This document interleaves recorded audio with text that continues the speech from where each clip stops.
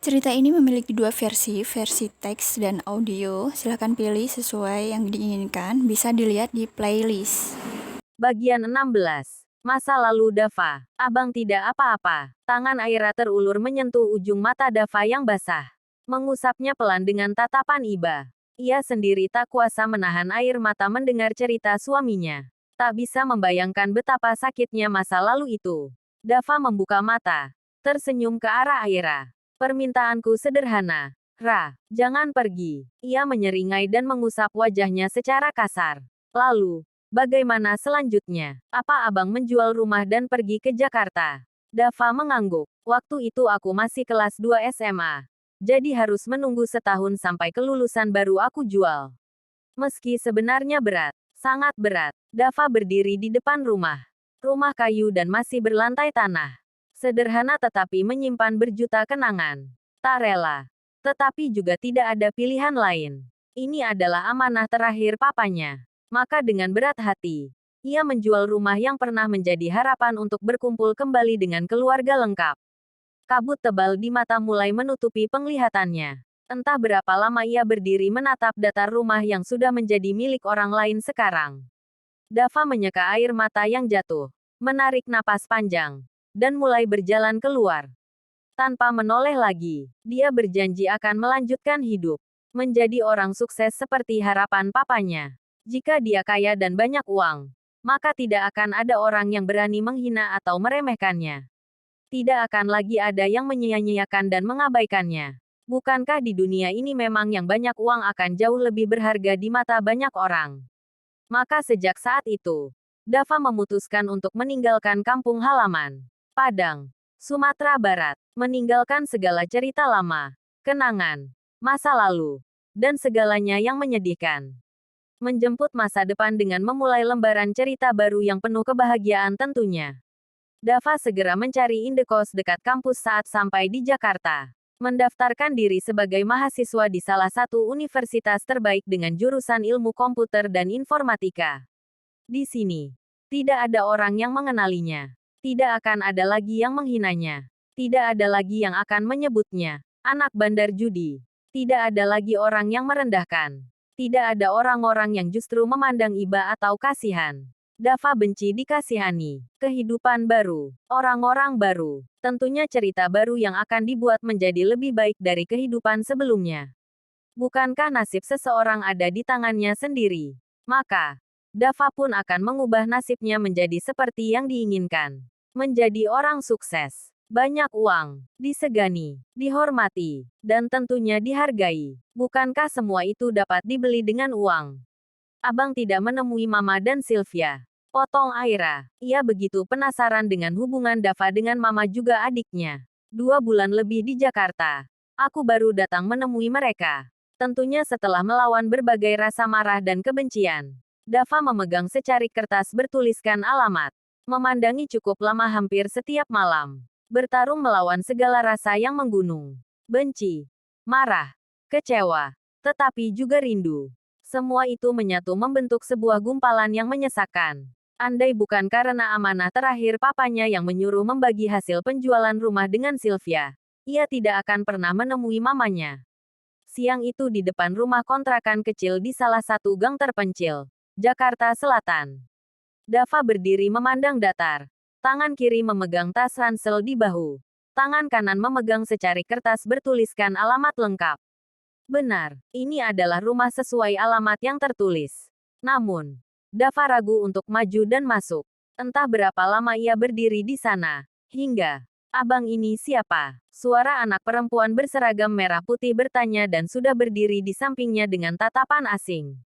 Dava memandangi anak perempuan itu dengan saksama. Wajah itu masih sama. Dengan rambut panjang dikuncir kuda. Bedanya, tubuh itu sudah jauh lebih tinggi dan berisi. Bukan lagi anak kecil yang dulu sering dijailinya hingga menangis. Mereka saling bersitatap dalam diam. Mata anak perempuan itu mengerjap berulang-ulang. Memandangi lelaki di hadapan dari bawah ke atas. Atas ke bawah. Dan kembali menatap wajah. Cukup lama. Mungkin mengingat wajah yang sangat familiar. Atau justru sudah lupa. Jelas saja jika lupa. Hampir 4 tahun tanpa ada kabar berita. Sekarang, Dava sudah tumbuh lebih tinggi dan berisi. Meski garis wajah tak banyak berubah. Bang Dava, ucap Sylvia akhirnya. Dava buru-buru membuang muka, menyeka air di sudut mata dan mengerjap berulang agar tidak ada air mata yang terjatuh. Meski hatinya sangat sesak dan rasanya ingin segera lari dari tempat. Ini beneran Bang Dava, kan? Sylvia menyentuh tangan Dava. Ini Bang Dava. Iya. Betul. Ia tertawa riang. Seolah tanpa ada sedikit beban. Abang kemana saja? Kenapa nggak pernah pulang? Ini Sylvia. Kemudian tanpa persetujuan, Sylvia menghambur ke tubuh Dava. Memeluknya erat dengan tawa bahagia. Berbeda dengan Dava yang justru memalingkan wajah. Menyeka air mata dan menahan isakan. Ia bahkan tidak sanggup membalas pelukan adiknya. Abang kemana saja? Sylvia kangen. Sylvia melepas pelukannya, mendongak. Memandang penuh binar wajah Dava. Abang sudah besar sekali sekarang. Abang sendirian. Papa mana? Luruh sudah air mata Dava. Ia membalikkan badan dan mengusap mata berulang-ulang. Menarik napas panjang untuk memberi ruang di dada yang semakin sesak. Namun, usahanya sepertinya hanya sia-sia ketika ia mendengar suara yang telah lama ia rindukan. Sylvia. Kamu sama siapa? Seorang wanita usia 40-an. Berdiri di depan pintu membawa sapu. Ma, seru Sylvia riang. Ini abang. Bang Dava. Abang pulang. Sylvia meraih tangan Dava. Abang. Ayo masuk. Itu mama. Ayo. Bang. Ia menyeret tangan Dava. Membawanya masuk. Dava menutup wajah. Aira menyentuh punggung Dava dan mengusapnya pelan. Sedang tangan satunya mengusap wajah serta matanya yang basah. Hanya melalui cerita. Tetapi Aira seolah dibawa masuk ke dalamnya. Ikut merasakan apa yang dirasakan oleh Dava. Pasti sangat menyakitkan. Abang kalau tidak sanggup, nggak usah dilanjut ceritanya. Dava menghela napas panjang dan membuka tangan yang menutupi wajah. Menyandarkan kepala di bahu Aira. Sedangkan tangannya meraih tangan Aira. Seolah meminta kekuatan. Semua sudah berlalu. Rasanya pun tidak sesakit dulu. Dava menyeringai tipis. Lalu apa setelah itu? Apa mama menyambut kedatangan abang? Seperti Sylvia. Ya, mama menangis memelukku. Meminta maaf karena tidak pernah menemuiku. Setelah tahu aku kuliah di Jakarta, mama menyuruh untuk tinggal bersama. Tapi aku menolak. Kamu tahu kenapa? Kenapa? Apa karena mama sudah menikah lagi? Ya, mama sudah menikah lagi dan saat itu sudah memiliki bayi perempuan. Mama dan Sylvia sudah memiliki keluarga baru. Dan aku merasa bukan lagi keluarga mereka. Dan mereka bukanlah keluargaku. Aku datang hanya untuk Sylvia. Menyerahkan uang dari papa untuknya. Kemudian pulang. Bang Dava. Dava menghentikan langkah saat Sylvia memanggil. Ia memejamkan mata sejenak sebelum menoleh dan mencoba tersenyum. Abang mau kemana? Sylvia melangkah mendekat. Abang mau pergi lagi. Abang harus pulang. Kampus abang jauh dari sini. Jadi nggak mungkin kalau tinggal di sini. Terus, kapan abang main ke sini lagi? Kenapa nggak menginap dulu? Sylvia masih kangen sama abang. Sylvia menunduk. Tangannya sibuk mengusap sudut mata. Sepertinya dia mulai memahami keadaan yang sudah berbeda. Nanti abang main lagi kapan-kapan kalau libur. Tangan Dava terulur menyentuh puncak kepala Sylvia. Mengusap rambut itu pelan.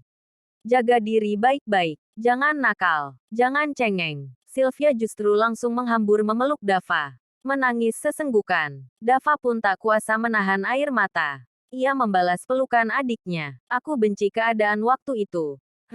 Apalagi melihat Sylvia menangis. Dan aku tahu arti tangisan itu. Dia ingin kembali seperti dulu. Berkumpul dan menjadi keluarga yang utuh. Dava menyeringai dan mendesah berat.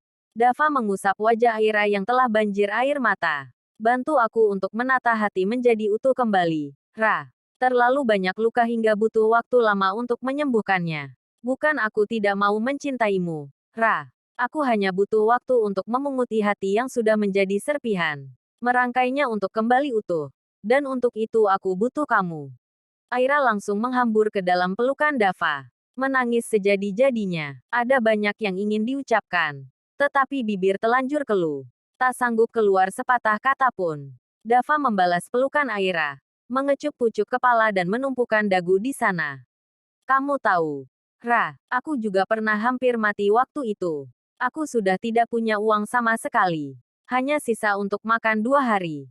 Saat melihat tempat perjudian, aku datang dengan harapan dapat menggandakan uang. Yang ada dalam pikiranku waktu itu hanyalah mendapatkan uang apapun caranya untuk menyambung hidup. Uangku habis untuk membayar biaya kuliah, indekos, dan keperluan lainnya. Malam keberuntungan. Dava menyeringai senang saat taruhannya di meja judi sejak sore mendapatkan hasil memuaskan. Seluruh saku celana penuh dengan uang lecek dan asal dimasukkan. Ia pulang dengan perasaan puas dan lega. Setidaknya, ia tidak akan mati kelaparan untuk sebulan ke depan. Ia berjanji ini untuk pertama dan terakhir kali ia bermain judi. Setelahnya, ia akan mencari pekerjaan sampingan. Lorong gang sempit itu sepi. Padahal masih sekitar jam 9 malam. Dava berjalan santai dengan mengisap rokok. Tanpa sadar bahwa tak jauh di belakang ada segerombolan preman yang mengincar uangnya. Abang sanggup melawan para preman itu. Aira terlihat kembali antusias dengan cerita Dava. Dava tertawa kecil. Aku memang sering berkelahi waktu SMA. Tapi, kalau harus melawan preman yang jumlahnya lebih dari 5, jelas aku kewalahan. Terus, semua uangku dirampas paksa. Tubuh Dava tersungkur untuk kesekian kalinya. Wajahnya sudah penuh dengan lebam. Hidungnya berdarah. Dan tulang terasa patah semua. Preman itu berbadan kekar dan mainnya keroyokan. Jelas saja tidak imbang. Meski awalnya melawan, akhirnya kalah juga. Gimana kalau kita bunuh aja? Daripada bikin masalah entar. Usul salah satu preman dengan indik hampir sekujur tubuh. Boleh juga. Preman yang memakai kain pengikat di kepala menyeringai. Mengangkat tubuh Dava untuk kembali berdiri. Buruan habisilah. Mumpung sepi. Mayatnya kita buang aja entar di kali. Beres. Preman berkulit hitam legam tak sabar. Matanya celingak-celinguk melihat keadaan sekitar. Dava yang sudah berlumur darah di wajah, justru menyeringai saat preman yang mencekal kerah bajunya mengeluarkan pisau belati tajam dari saku celana. Haruskah ia mati dengan cara mengenaskan seperti ini? Haruskah ia mati saat keluar dari tempat perjudian? Lalu, apa bedanya ia dengan papanya dulu yang gemar bermain judi? Dava memejamkan mata. Saat semua kesadaran terkumpul, ia berharap, lebih tepatnya berdoa. Ada yang mengatakan bahwa jika ia berdoa dengan sungguh-sungguh, maka Tuhan akan mengabulkan. Entah, yang pasti, Dava berharap ada pertolongan, ada keajaiban. Ia hanya ingin selamat malam ini, dan diberi kesempatan hidup untuk sekali lagi. Dia belum sukses, belum membalas semua sakit hatinya, belum membayar semua utang janji pada papanya.